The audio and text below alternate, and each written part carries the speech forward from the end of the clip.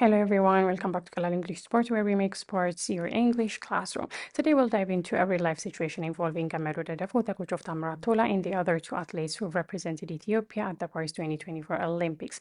Gemedo Dedefo expressed dissatisfaction with a gift he received from the Ethiopian government through his words, not exactly through his words because he spoke in Amharic and I tried to translate it into English. So through the translated words of Gemedo Dedefo, we will learn how to express complaints in English. So that means in this video, we will explore vocabularies, expressions, and idioms commonly used when voicing a complaint.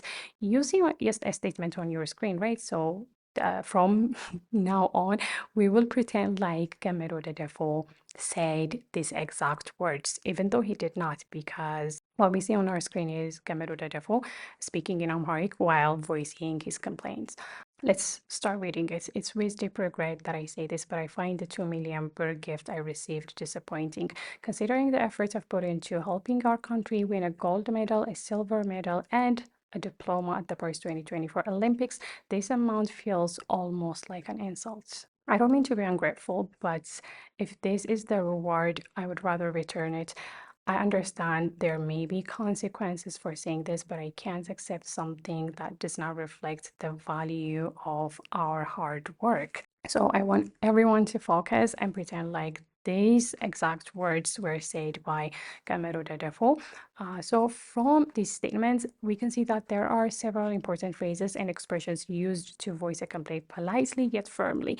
Now it's time for us to break down some of the key phrases used in this complaint and learn how to use them in different situations.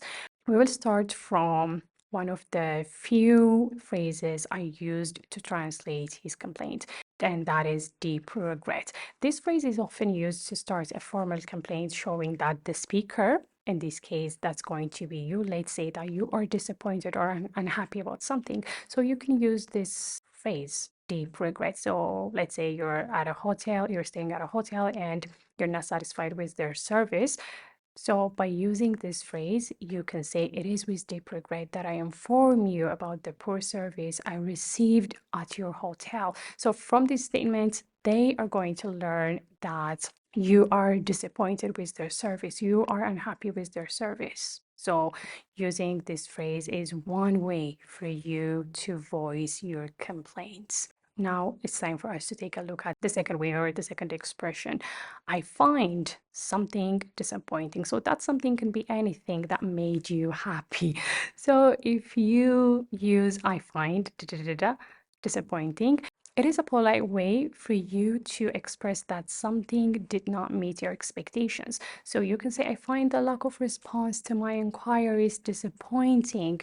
Sometimes you may have inquiries or you may have questions, and if that question is not answered to you as per your expectations, you are obviously going to be dissatisfied or unhappy. So you can just use I find something disappointing and make sure to replace that something with another thing. Now it's time for us to take a look at another phrase, considering the efforts. We usually use this phrase to highlight the effort or hard work that has been put into something before stating why the result is unsatisfactory or why we're not unhappy. So you can just say, considering the efforts we put into this project, the feedback we received was underwhelming.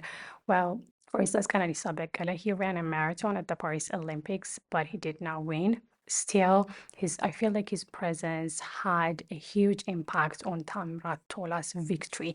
His presence, and not only his presence, but I like his presence. But let's say you want to complain, and you can say, considering his effort, I expected him to win a gold medal. That is you voicing your dissatisfaction, or that is you voicing a complaint.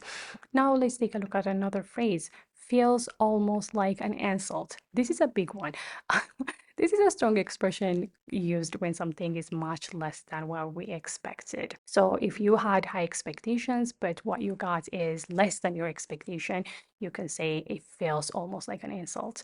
Let's say the low salary offer feels like an insult given my experiences and qualifications. So if you are highly qualified, if you are experienced, you may expect to have a higher salary job, but if they're paying you a small amount of money, you can say, well, that salary feels almost like an insult. And I want you to be careful before using statements like this because sometimes it might get you in trouble. So I just want you guys to be careful. Now we will take a look at the phrase, I don't mean to be ungrateful. This is a phrase often used, or we use this phrase to often express complaints, showing that we appreciate the effort, but we still need to voice our dissatisfaction. I'm happy you made an effort, but again, I'm not happy. I'm not satisfied. So you can say, I don't mean to be ungrateful, but the gift you gave me doesn't really suit my tests. Sometimes we have a certain test, or we have a particular test, and the gift givers may not exactly know what we like. So when that happens, we can use these statements. Now it's time for us to take a look at another option. I would rather. This phrase expresses a preference, especially in a situation where you're not satisfied with what's being offered. So in Gamedo's case, he was offered 2 million birr. He was offered that amount of money, but he did not like it. So he said, I would rather not accept this offer. So you can say, I would rather not accept this offer if it means compromising my principles. If it's going to clash with your principles, you can say, no, I'm not going to accept your offer because I'm not willing to compromise my principles. Now it's time for us to take a look at another phrase. I understand there may be consequences. So this phrase acknowledges that not something, that making a complaint or taking a certain action might lead to negative outcomes.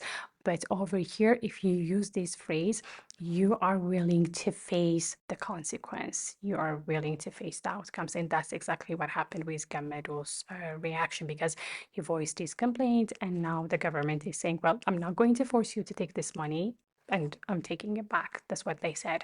So you can say, I understand there may be consequences for my decision, but I can't stay silent any longer. You can say that if you want to. Now it's time for us to use these phrases in real life situations, because now that we have explored these phrases, let's practice using them in different scenarios. Imagine you're in situations where something does not meet your expectations. Here is how you can express your dissatisfaction. Okay, and this is going to be our first scenario.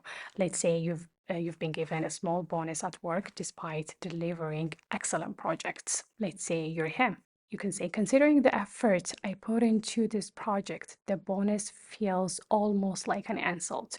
Do you remember when we used the phrase feels almost like an insult?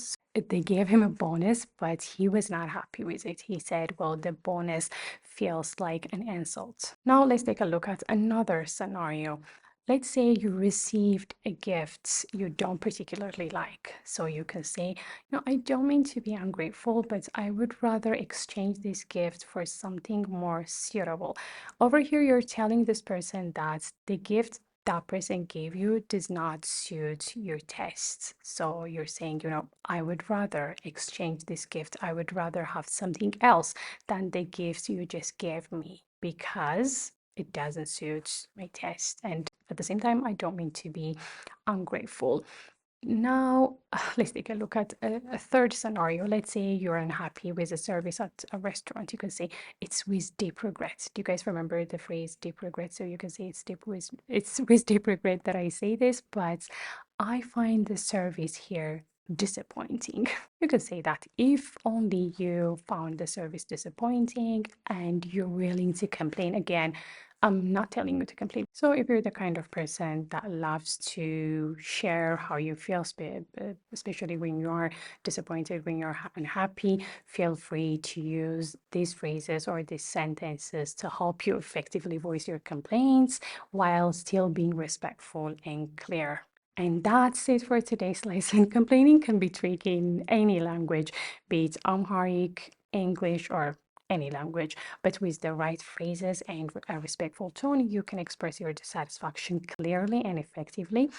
So if you found this video helpful, don't forget to like, share, and subscribe to Kalal English Sports for more English lessons based on real sports news and commentary. See you next time.